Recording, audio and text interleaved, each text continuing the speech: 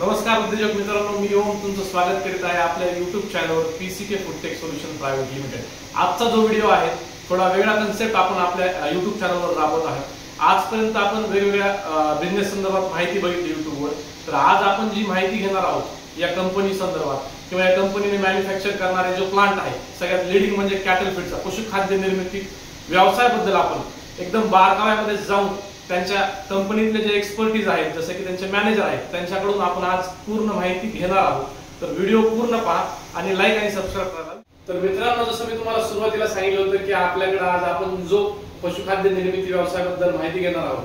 तर त्या संदर्भात जे एक्सपर्टीज आहेत पीसीके कंपनीचे जे मॅनेजर आहेत सागर कोकरकर सर, ते आपल्याला आता मार्गदर्शन चांगल्या पद्धतीने करणार आहेत आणि तुमच्या मनातले जे पण प्रश्न असतील ते मी त्यांच्यासमोर मांडणार आहे, त्याचं उत्तर आपण त्यांच्याकडून घेऊया। नमस्कार। नमस्कार। तर सर, जे आज शेतकऱ्यापासून तुम्ही जसं सांगितलं तुमचे बॅक व्हिडिओ मी पाहिलेले आहे, शेतकऱ्यापासून ते एज्युकेटेड मुलं या बिझनेसला चांगल्या प्रकारे रन करू शकतात असं तुम्ही सांगता। तर पशुखाद्य निर्मिती म्हणजे नेमकं काय? सर, सर्वप्रथम सर्व तुमच्या व्ह्युअर्सला नमस्कार। तर आज जो तुम्ही विषय माझ्याकडे घेऊन आलात की पशुखाद्य निर्मिती व्यवसाय म्हणजे कसा करायचा आणि पशुखाद्य म्हणजे नेमकं काय, तर आता जे आपल्या पश्चिम महाराष्ट्रामध्ये किंवा ऑल महाराष्ट्राचा तुम्ही आपण विचार करूयात की एक दुधामध्ये जर तुम्ही बघितलं तर पूर्ण भारतामध्ये भारत हा जो आहे पूर्ण वर्ल्ड मध्ये दुसऱ्या क्रमांकावरती येतो दूध निर्मितीमध्ये। त्याच्यात जर भारताचा विचार केला तर महाराष्ट्र हा पहिल्या नंबरवरती येतो दूध उत्पादनामध्ये। तर दूध उत्पादन आलं तर त्याच्यामध्ये गाई म्हशी आल्या आणि गाई म्हशी आल्या तर त्याचं दूध वाढवण्यासाठी खुराक हा आलाच। जुन्या काळची पद्धत काय होती की मक्का घेतली, चारली गायांना, दूध वाढलं।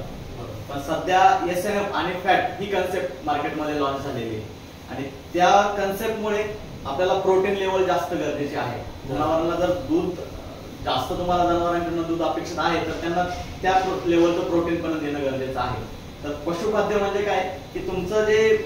सामग्री आहे म्हणजे मक्का असू द्या, गहू असू द्या, तांदूळ असू द्या, सोयाबीन असू द्या, तुमची डीओसी असू द्या, हे सर्व एकत्रित करून याचे प्रोटीन लेवल वाढवून जनावरांना खुराक बनवून देणे म्हणजे याच कन्सेप्टला आपण पशुखाद्य म्हणून ओळखत आहोत सध्या। ओके, हे जे तुम्ही आता सगळं सांगितलं खुराक हा कशा स्वरूपात आपण देणार म्हणजे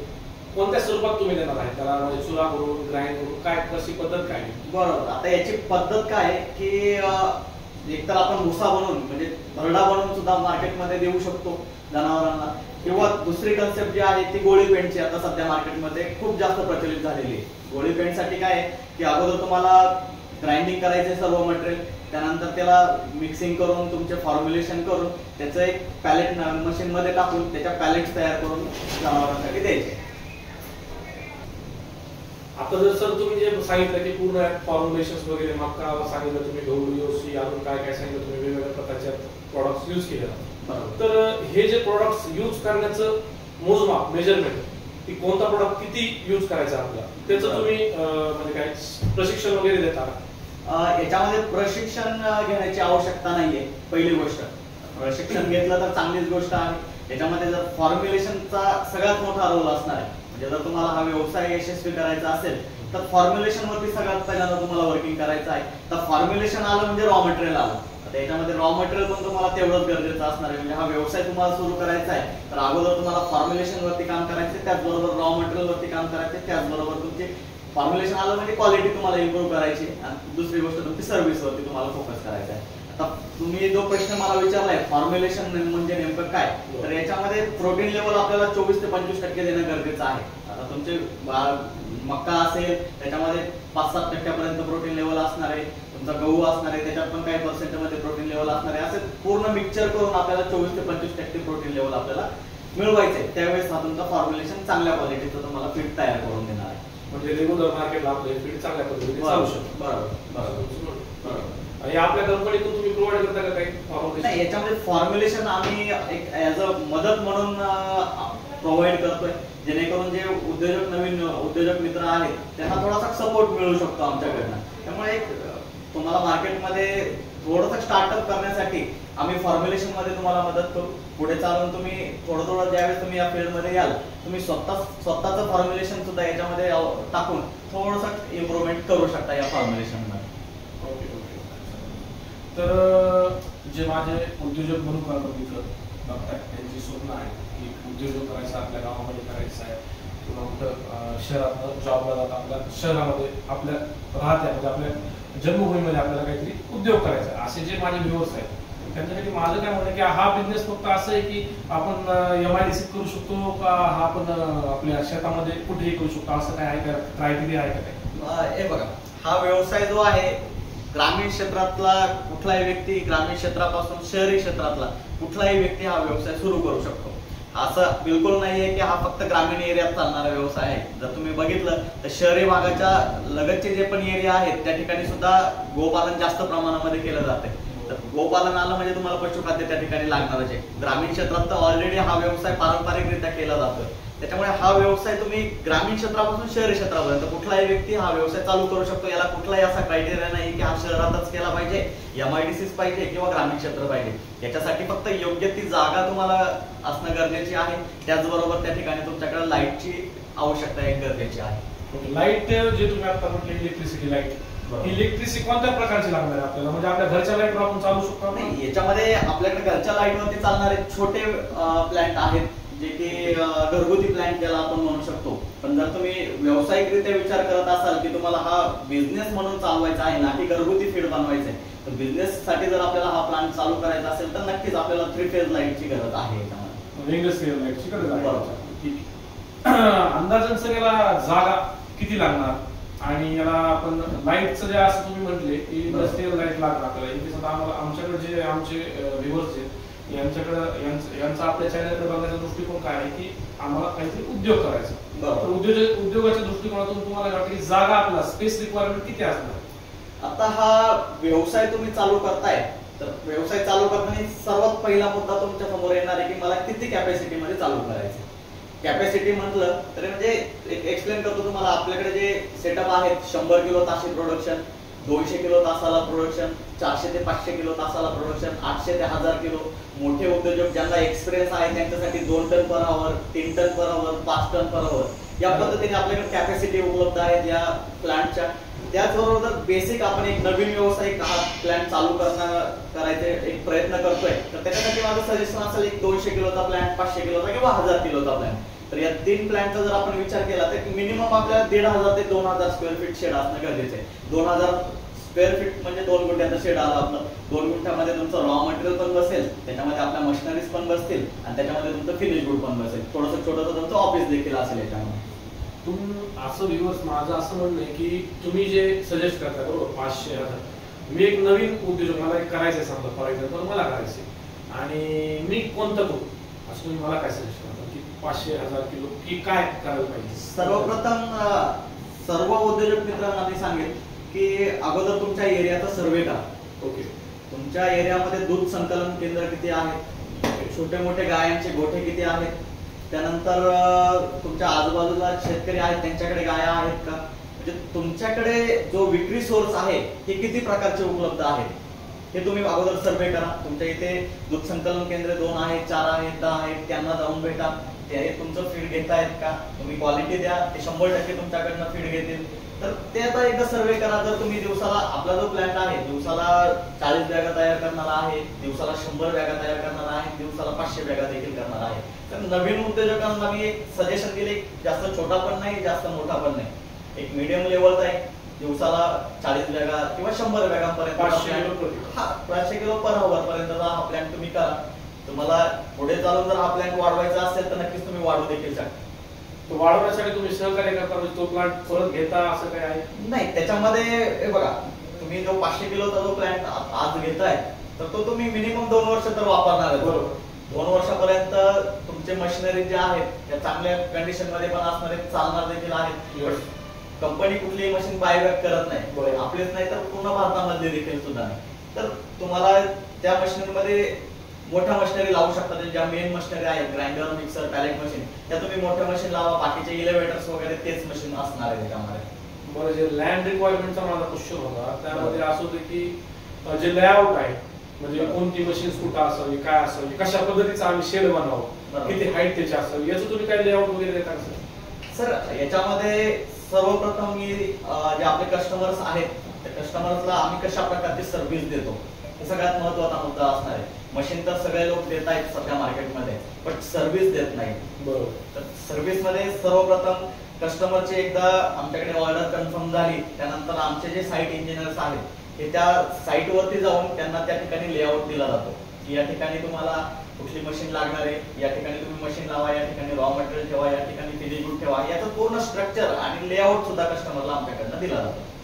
चालतंय. एखादा व्यवसाय असा असेल किंवा एखादा उद्योजक असा असेल की ज्याला हा रनिंग प्लांट पाहायचा पूर्ण, बरोबर, तुम्ही लावलेला ऑलरेडी मार्केटमध्ये रनिंग प्लांट पाहायचा, तर त्याची काय व्यवस्था आपल्याकडे? नक्कीच मी प्रत्येक उद्योजक मित्राला तेच सांगेल की तुम्ही अनुभव अगोदर घेतला पाहिजे. व्यवसाय कुठला पण तुम्हाला सुरू करायची चांगली गोष्ट आहे, पण त्याच्यामधले बारकावे जाणून घेण्यासाठी तुम्ही हा एक रनिंग प्लांटला जर व्हिजिट केली तर त्या ठिकाणी तुम्हाला शेडचा एक अंदाज येतो की शेड आपल्याला किती लागणार आहे. एक मशिनरीची तुम्हाला माहिती भेटते की नेमकी मशिनरी कशा प्रकारे रन होत आहे. तर रनिंग प्लांट सुद्धा आम्ही तुम्हाला कस्टमर्सला दाखवतोय. कस्टमर्सला स्वतः आम्ही घेऊन जातो प्लांट वरती, त्या ठिकाणी पूर्ण प्लांट एक्सप्लेन करून त्या ठिकाणी जास्तीत जास्त कशी माहिती भेटेल कस्टमरला याची पण काळजी आम्ही घेत असतो. ठीक आहे. तर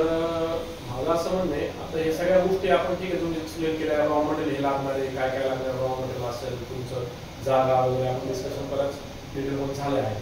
माझं असं म्हणणं आहे की आता हे सगळं झालं तर आपल्याला भांडवल किती लागू शकते? जो 500 किलो तुम्ही सांगितलं आम्हाला 500 किलो एका तासाला प्रोडक्शन काढणार, त्याला आपल्याला भांडवल किती लागणार? आता मिनिमम कॅपॅसिटी मध्ये आपण सुरू करतो 500 केजी पर आवर. त्याच्यामध्ये पण 3 टाईप मध्ये प्लांट येतात. त्याच्यामध्ये एकतर मॅन्युअल सेटअप पण आहे, थोडा सेमी ऑटोमॅटिक पण आहे आणि पूर्ण ऑटोमॅटिक पण आहे, फुल्ली ऑटोमॅटिक पण आहे. डिफरन्स काय? सेमी मॅन्युअल प्लांट कसं आहे की तुम्हाला मॅन पॉवर वरती डिपेंडन्सी ठेवावं लागते. त्या ठिकाणी 3 मशिनरी तुमच्या मेन असणार आहे. ग्राइंडर मशीन जे की तुमचं रॉ मटेरियल ग्राइंड करणार आहे, मिक्सर मशीन जे की तुमचं मिक्सिंग करणार आहे आणि पॅलेट मशीन जे की तुमचं पॅलेट तयार करणार आहे. आता या ठिकाणी तुम्हाला कामगारांची गरज, लेबरची गरज असणार आहे. आज जर तुम्ही मार्केटचा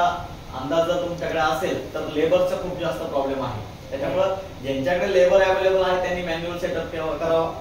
ज्यांच्याकडे लेबर थोडे आहेत आणि जास्त फुल्ली ऑटोमॅटिक मध्ये पण जायचं नाहीये त्यांनी सेमी ऑटोमॅटिक प्लॅन करावा. आणि ज्यांच्याकडे कॉस्टिंग वाईज ते त्यांना सेव्ह करायचं आहे, प्रॉफिट रेशो वाढवायचा आहे, तर त्यांनी फुल्ली ऑटोमॅटिक, ज्यांच्याकडे थोडाफार तरी अनुभव असेल या क्षेत्रातला तर त्यांनी फुल्ली ऑटोमॅटिक प्लॅन करायला हवा. मोठा मोठी जर धरला आपण तर किती त्याचं भांडवल किती? फुल्ली ऑटोमॅटिक एक मॅन्युअल सेटअप मध्ये जर तुम्ही गेलात तर मॅन्युअल मध्ये एक 4 ते 5 लाखापर्यंत तुमचं बजेट जाणार आहे, ज्याच्यामध्ये तुमचं शेड असेल आणि मशिनरीज असतील. रॉ मटेरियल साठी एक 3-4 लाख रुपये तुमचं एक्स्ट्राचं भांडवल तुम्हाला असणं गरजेचंच आहे. म्हणजे मिनिमम मॅन्युअल सेटअप साठी 10 लाखापर्यंतची तुमची ऑल ओव्हर पूर्ण तुमचं मार्केटिंग खर्च, तुमचं बॅक प्रिंटिंगचा खर्च, तुमचं मशिनरीचा खर्च, तुमची जी लँड आहे त्याचा खर्च, त्यानंतर तुमचं जे लाईट आणणार आहे तुम्ही त्या लाईटचा खर्च पूर्ण मिळून तुम्हाला 10 लाखापर्यंत बजेट जाऊ शकतं मॅन्युअल सेटअप साठी. सेमी ऑटोमॅटिक साठी एक साधारणपणे 12-13 लाख रुपये आणि फुल्ली ऑटोमॅटिक साठी एक 15 ते 17 लाख रुपये. म्हणजे एक मिनिमम 15 लाखापर्यंत जे तुमची कॉस्टिंग जर तुमच्याकडे असेल तर तुम्ही हा व्यवसाय 100% सक्सेस करू शकता. काही लोक फक्त काय करतायत की फक्त मशिनरीची माहिती घेत आहेत. ओके, बरोबर. मशिनरी 3-4 लाख रुपयाला मशिनरी भेटताय, पण दुसरा विचार केला जात नाही. तर दुसरा विचार पण केला की सर्वे गरजेचं आहे, त्याच्यामध्ये की शेड असणं गरजेचं आहे, लाईट असणं गरजेचं आहे, या 2-4 गोष्टी, रॉ मटेरियल असणं गरजेचं आहे. तर याच्यावरती पण तुम्ही कस्टमरला आपण सजेस्ट केलं पाहिजे की या गोष्टींवरती पण लक्ष द्यावं. 100%. त्याकरता आपण आजचा व्हिडिओ जो आहे ना आपला हेतू स्टोरी की कस्टमर जो बिझनेस मध्ये उद्योजक ग्रुप होतोय तो आज कुठं मागं पडतो, बरोबर, की त्याचे जे प्रॉब्लेम्स ग्रुप आहेत तेच आपल्याला ह्या व्हिडिओ थ्रू उघडायचे, बरोबर, की तो त्याचा बिझनेस चांगल्या प्रतिष्ठितपणे एकदम सक्सेसफुली हा प्लांट त्याने चांगल्या प्रकारे रन करा ही आमची या व्हिडिओ थ्रू इच्छा आहे, अपेक्षा आहे. तर आम्ही तुम्ही सांगितलं की 10 लाखापर्यंत 15 लाखापर्यंत त्याला प्रोजेक्ट लागेल, इलेक्ट्रिसिटी वगैरे आलं. तर या बिझनेस साठी चालवण्यासाठी काही लायसन्स वगैरे यांचा काही क्रायटेरिया? हा व्यवसाय सुरू करण्यासाठी सर्वप्रथम तुम्हाला फूड लायसन्स तुमच्याकडे असणं गरजेचं आहे, दुसरं शॉप लायसन्स असणं गरजेचं आहे आणि तिसरं उद्योग आधार असणं गरजेचं आहे. हे 2-3 बेसिक लायसन्स आहेत. या लायसन्स वरती सुद्धा हा व्यवसाय तुम्ही सुरू करू शकता. लायसन्स काढायचं कुठं काय असं नाही, लायसन्स काय आहे की तुम्ही कुठल्याही ग्राहक केंद्रामध्ये जरी गेलात तरी तिथे तुम्हाला काढून भेटतील. पण ऍज अ आम्ही कंपनी ओनर म्हणून किंवा कंपनीकडनं आम्ही थोडी सर्व्हिस कस्टमरला थोडं सोपी जावा त्यासाठी आम्ही लायसन्स सुद्धा फ्री ऑफ कॉस्ट मध्ये आम्ही काढून देतो कस्टमरला, जेणेकरून नवीन उद्योजक आहेत त्यांना कुठेतरी आमच्याकडे हात लावा. ठीक आहे सर. आता जे आपण ऑल ओव्हर माहिती बघितली प्लांट संदर्भात, आता हे सगळं आपण केलंय बट प्रॉफिट रेशिओ कसा असू शकतो की किलो माल किंवा इतकी इन्व्हेस्ट केली तर आता नवीन उद्योजक आहे 100% काहीतरी करतायत तर 2 पैसे त्याला पण राहिले पाहिजे या अपेक्षेने ते करतायत एवढी मेहनत करतायत तर त्यांचा प्रॉफिट रेशिओ कसा असेल यामध्ये आणि किती प्रकारचे तुम्ही फीड बनवू शकता आणि कशा प्रकारचे काय म्हणजे फक्त गोळी पेंट बनवू शकता का कसं काय बरोबर त्याचं थोडं तुम्ही गोळे पेंटचा जर व्यवसाय चालू करायचा तुम्हाला बरोबर गोळे पेंट सोबत तुम्ही बाय प्रोडक्ट कोणते तयार करू शकता सेम मशीन मध्ये त्याच प्लांट मध्ये सेम त्याच प्लांट मध्ये पहिलं तो प्रोडक्ट तुमचा गोळे पेंट झाला दुसरा प्रोडक्ट तुमचा मक्का बरडा म्हणजे मार्केटमध्ये खूप चांगला चालतो तिसरा पोल्ट्री फीड मक्का बरडा पण फिक्स गाई म्हशीसाठी चालतो मक्का बरडा तिसरा प्रोडक्ट आहे तुमचा पोल्ट्री फीड जे कोंबडी खाते ते देखील तुमचा याच प्लांट मध्ये होणार आहे तुम्हाला दुसऱ्या मशीन चेंज करायची गरज नाही त्यानंतर तुमचा गहू भुसा वालीस वगैरे जी कन्सेप्ट आहे ही सुद्धा याच मशीन मध्ये तयार होते म्हणजे साधारणपणे 4 ते 5 प्रकारचे विविध प्रकारचे तुम्ही खाद्य या मशीन मध्ये बनवू शकता त्याचबरोबर तुम्ही बघितलं मेन प्रोडक्ट तुमचा गोळी पेंट आहे तर गोळी पेंट मध्ये सुद्धा 3-4 प्रकारचे तुम्ही खाद्य याच्यामध्ये बनवू शकता गोळी पेंट मध्ये तुमचे 22% प्रोटीन लेवलचं वेगळं खाद्य बनवू शकतं 24% प्रोटीन लेवलचं बनवू शकतं 26% प्रोटीन लेवलचं बनवू शकतं काही गोळी पेंट मध्ये पण प्रकार येतात तुमचं दूधवाढीसाठी वेगळा येतोय गाभण गायांसाठी वेगळा येतोय कालवडींसाठी वेगळं येतंय तर हे तुमचं पूर्ण फॉर्म्युलेशन आणि हे 4-5 प्रकारचे खाद्य या मशीनमध्ये तुम्ही बनवू शकता प्रॉफिट रेशो काय तर प्रॉफिट रेशोचा जर विचार केला नवीन उद्योजक जर आपण असं समजून घेऊया की हा व्हिडिओ नवीन उद्योजक बघतो ना की ज्याला अनुभव आहे तो करत नाही कारण अनुभव असलेले जे लोक आहेत त्यांना नक्कीच प्रॉफिट जास्त असणार त्यांचा प्रॉफिट बघून जर हा व्यवसाय चालू करतायत तर आपण कधीच सक्सेस होणार नाही नवीन उद्योजक जो ऑलरेडी मोठा उद्योजक आहे ज्याचे ऑलरेडी प्लॅन सेट आहे ते रॉ मटेरियल स्टॉक मध्ये करून ठेवतात ज्यावेळेस मक्याचे रेट 15-16 रुपये येतात त्यावेळेस ते 50-50 ton 100 ton raw material stock करून ठेवतात पण आता नवीन उद्योजकांनी आपण जर विचार केला तर नवीन उद्योजक 50 टन रॉ मटेरियल स्टॉक करून ठेवू शकत नाही तो त्याचे 2 गाडी 3 गाडी 10 टन 15 टन माल स्टॉक करू शकतो त्यापेक्षा जास्त नाही तर नवीन उद्योजकाचा विचार केला रॉ मटेरियल जर तो लगेच खरेदी करतो रॉ मटेरियलचा भाव व्हॅरी होता याच्यामध्ये तर एक ओव्हरऑल विचार केला वार्षिक याचा तर एक साधारणपणे किलो पाठीमागे 3 ते 4 रुपयाचा प्रॉफिट याच्यामध्ये तुम्हाला राहतो म्हणजे 50 किलोची बॅग जी आहे त्याच्यामध्ये 150 ते 200 रुपये हा निव्वळ नफा कस्टमरला राहू शकतो तुमचं लेबर वगैरे सर्व लेबर झाले तुमचे इलेक्ट्रिसिटी झाले तुमचा बॅग प्रिंटिंगचा खर्च झाला तुमचा वाहतुकीचा खर्च झाला तुमचा मार्केटिंगचा खर्च झाला हे सगळं खर्च आपण याच्यामध्ये पकडतो जर कस्टमरला पूर्ण याची माहिती घ्यायची असेल तर एकदा मी त्यांना रिक्वेस्ट करेल की त्यांनी ऑफिसला एकदा व्हिजिट करावी ऑफिसला व्हिजिट केल्यानंतर फेस टू फेस त्यांना पूर्ण माहिती दिली जाते पूर्ण आपण या एका व्हिडिओमध्ये या व्यवसायाची पूर्ण माहिती जर मिळू शकत नाही तर त्यांनी एकदा व्हिजिटचा प्लॅनिंग नक्कीच केला पाहिजे जेणेकरून त्यांना प्रॉपर पूर्ण नॉलेज या व्यवसायाबद्दल भेटू शकतो आता पूर्ण माहिती तर तुम्ही दिलेली आहे पण माझं असं म्हणणं आहे की आता काही उद्योजक असे आहेत की ज्यांच्याकडे इन्व्हेस्टमेंट नाही बरोबर चांगल्या प्रकारची इन्व्हेस्टमेंट नाही पण त्यांच्याकडे इच्छाशक्ती आहे आयडिया आहे बरोबर मार्केटला चांगल्या प्रकारे सेल आउट करू शकतात विकू शकतात तुमचा जो माल आहे तुम्ही जर चांगल्या पद्धतीने ज्या तुम्ही आता सहकार्य करता त्या पद्धतीने जर सहकार्य केलं तर मला नक्कीच वाटतं की आपल्या महाराष्ट्रामध्ये चांगले टॅलेंट आहे आणि ते चांगल्या पद्धतीने याला चालवू शकतो बरोबर पण त्याच्याकडे इन्व्हेस्टमेंट नाही तर त्यात काही लोन वगैरे असं काही आहे का आपल्याला नाही नक्कीच आहेत आपले भारत सरकार असू द्या महाराष्ट्र शासन असू द्या यांच्या खूप साऱ्या योजना सध्या चालू आहेत आणि सध्याच नाही मागच्या 4-5 वर्षापासून चालू आहेत फक्त हे जे आपले ग्रामीण एरियामध्ये लोक आहेत किंवा ज्यांना करायची इच्छा आहे त्यांच्यापर्यंत या योजना पोहोचत नाही तर या व्हिडिओच्या माध्यमातून त्यांना मी सांगेल की ज्या योजना आहेत PM-EGP योजना आहे PM-FME योजना आहे त्यानंतर CM-EGP योजना आहे अण्णासाहेब पाटील योजना आहेत या 4-5 योजना ज्या आहेत त्या तुम्हाला या व्यवसायासाठी प्रोत्साहन करतायत आणि 35% ते सबसिडी सुद्धा देत आहेत ओके बरोबर तर यासाठी तुम्ही सहकार्य करून देता काही प्रोजेक्ट फाईल वगैरे याच्यामध्ये सहकार्य म्हणजे काय की याच्यासाठी लागणारे कोटेशन्स आम्ही कस्टमरला देतोय याच्यासाठी लागणारे लायसन्स आम्ही कस्टमरला देतोय फक्त कस्टमरचं काम काय असणार आहे जो ग्राहक आहे म्हणतात त्याचं काम असणार आहे की त्याचे जे फॉर्म आहे ते तुम्ही DBT वरून भरला पाहिजे बँकेमध्ये तो सबमिट केला पाहिजे बँकेकडनं ती मंजुरी घ्यायला पाहिजे गव्हर्नमेंट तर मंजुरी देते लास्ट स्टेज येते बँकची मंजुरी तर बँकची मंजुरी सुद्धा यासाठी सगळ्यात महत्त्वाची आहे मी लोन करून देऊ शकतो पण बँक शेवटी डिपेंड असतं बँकवरती ट्रॅक करून तुमचं सिव्हिल स्कोर काय आहे तुमचं बॅकग्राऊंड काय आहे याच्यावरती तुमचं बँक लोन होणार की नाही हे डिपेंड असणार आहे तर तुम्ही सिव्हिल स्कोर चेक करा आणि त्यानंतर तुम्ही बँक मॅनेजरची भेट घेऊन हा 100% हे लोन तुम्ही घेऊ शकता. ओके, चालेल सर, धन्यवाद. चांगली तुम्ही माहिती पूर्ण या पशुखाद्य निर्मिती उद्योगासंदर्भात आमच्या व्ह्युअर्सला दिल्याबद्दल तुमचे खरंच खूप धन्यवाद. धन्यवाद. इथे मला बोलावल्याबद्दल देखील तुमचा सर्वांचा आभार. तर उद्योजक मित्रांनो, पूर्ण व्हिडिओमध्ये आपण आता पीसीके कंपनीचे मॅनेजर थ्रू पूर्ण माहिती पशुखाद्य निर्मिती व्यवसायाबद्दल घेतली आहे. अशाच वेगवेगळ्या ज्या व्यवसाय संदर्भात, शेतीपूरक व्यवसाय संदर्भात जर आपल्याला माहिती पाहिजे असेल तर चॅनलला सबस्क्राईब आणि लाईक करायला विसरू नका. आणि पूर्ण व्हिडिओ पाहून तुम्हाला काय वाटलं व्हिडिओ संदर्भात ते कमेंट मध्ये कळवा. धन्यवाद.